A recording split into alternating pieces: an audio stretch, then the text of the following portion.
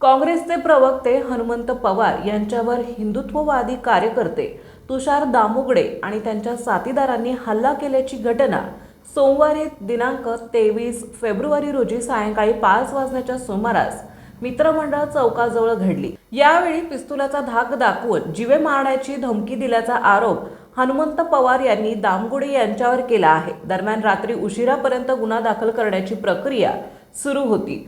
काँग्रेस प्रवक्ते हनुमंत पवार यांना मारहाण केल्याप्रकरणी तिघांवर गुन्हा दाखल झाल्याची माहिती समोर आली आहे।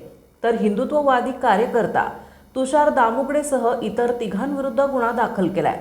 तर तुषार दामुगडे जवळ असलेले परवानाधारक शस्त्र पोलिसांनी जप्त केले आहे। दामुगडे आणि इतरांना पोलिसांनी नोटीस देऊन सोडून दिल्याची माहिती समोर आली आहे।